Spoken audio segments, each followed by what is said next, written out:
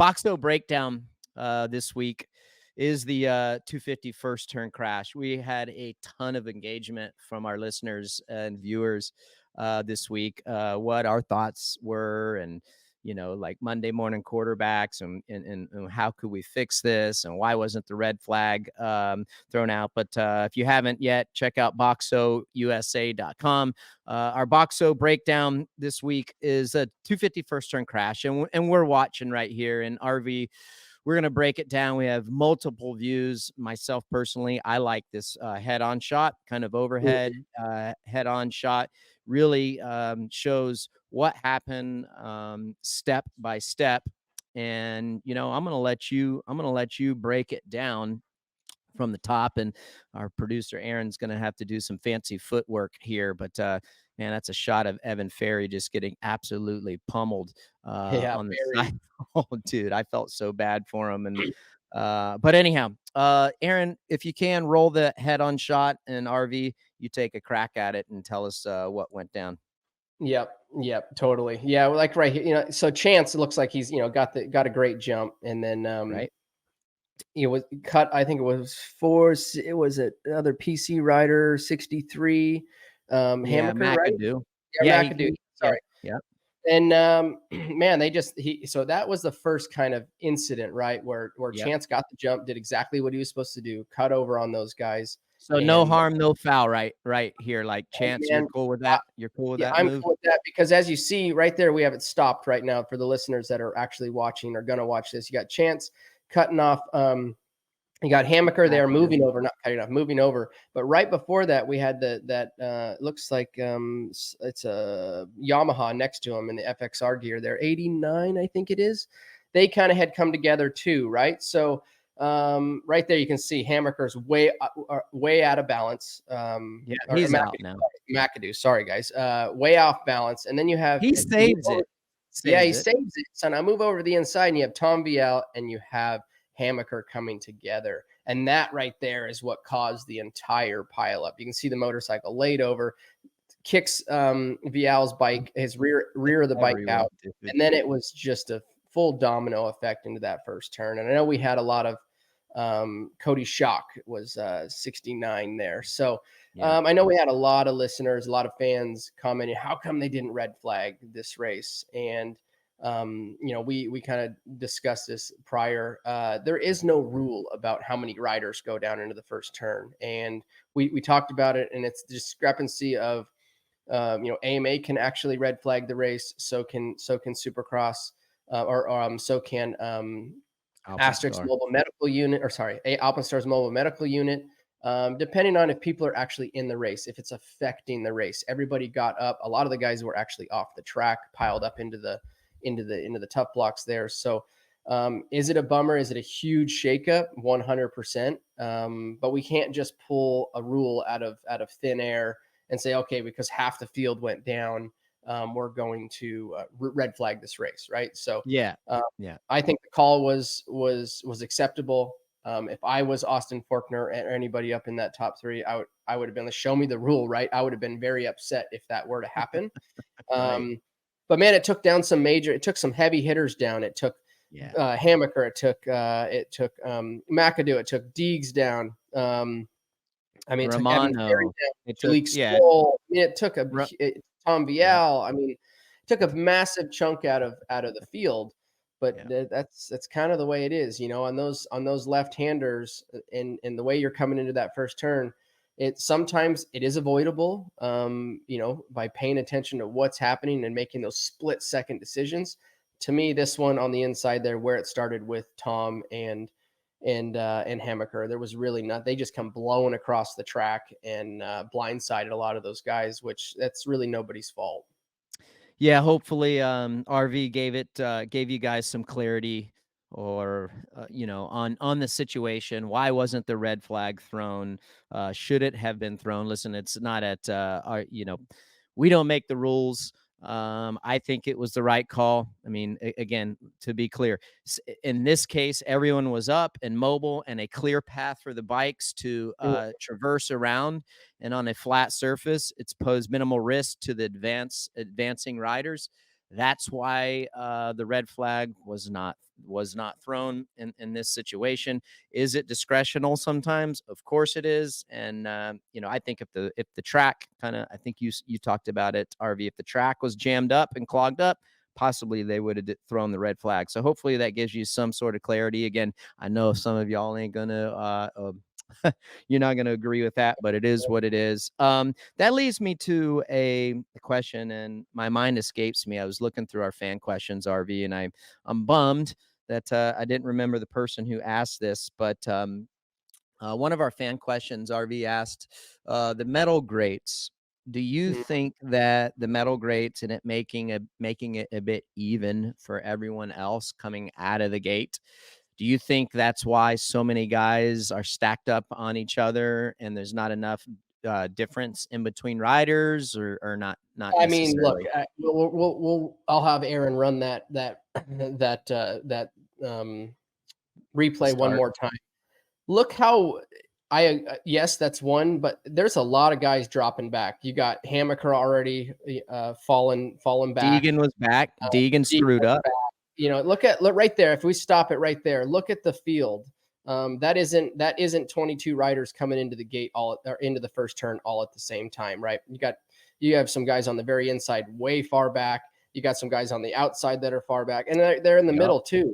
You have some, Pierce Brown is right in the middle, and he's not dead last, but as for the middle of the field, he's like dead last in the middle of the field there. Like, I know that was a topic last year, like the greats and this and that. Like, does it make it does it make it easier for everybody to get a good start? Well, right there, you just saw not everybody came into There the you first go. turn. They start to break apart. Look they're already breaking apart. You got Pierce Brown, you got Penix up there.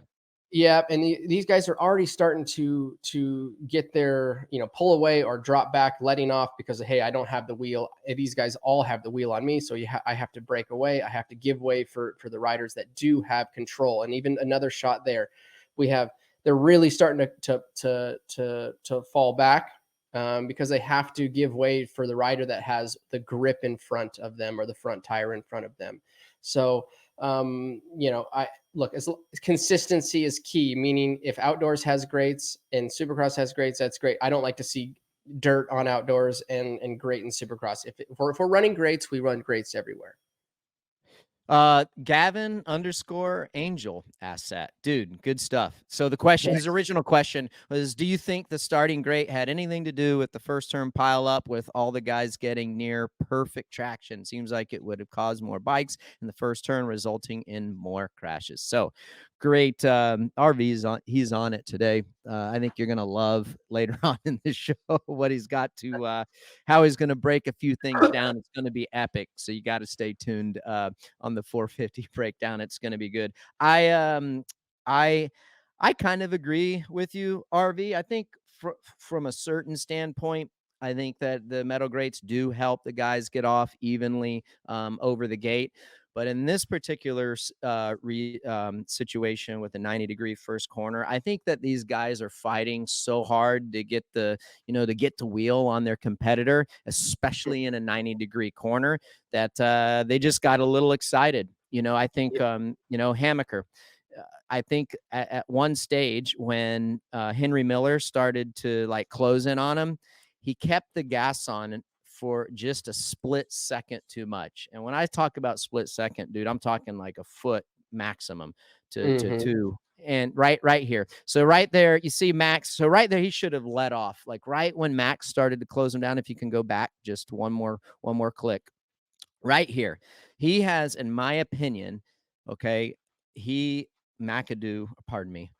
Hammaker should have rolled out a little bit right here. I feel like it. He was getting squeezed out. He holds on to it. I appreciate him wanting to do the best that he can, but then he collides with Miller, and then looks like his handlebar maybe hit the seat or maybe jersey of Vial, and then the rest is history. Is it a popular opinion? I don't know. That's what I think happened. These guys are fighting for it. I understand it. Sometimes you got to be mindful, and dude, just take your pill, right? Yeah, Take your pill, dude.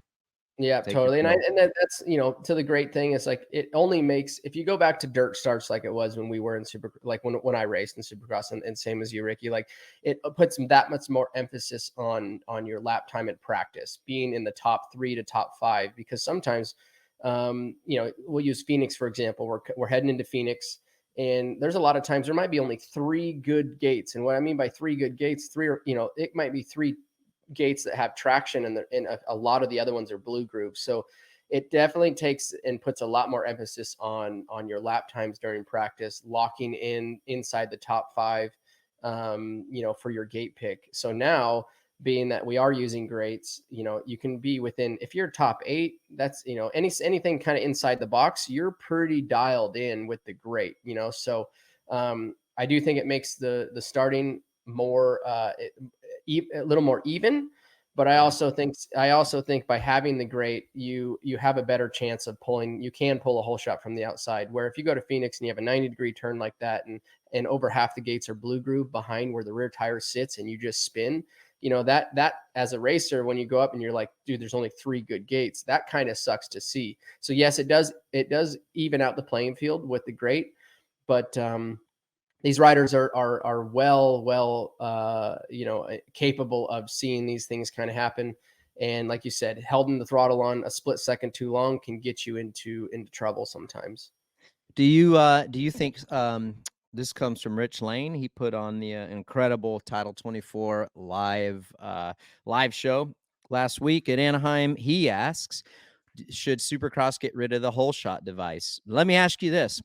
You answer his question. And do you think that the whole shot device makes a bigger impact on these guys coming out so evenly, especially the first 10 feet? Do you think that makes more of a difference than the greats do, the whole shot device? 100%. I mean, with the horsepower these bikes have today, if you don't have if you do not have a starting device on your motorcycle, and look, if you look at all 22 motorcycles, then you're all in an even playing field. But with the horsepower these motorcycles have and the torque they have, it's very, very hard to get off the line without a starting device. To be honest, So you don't think they should get rid of it?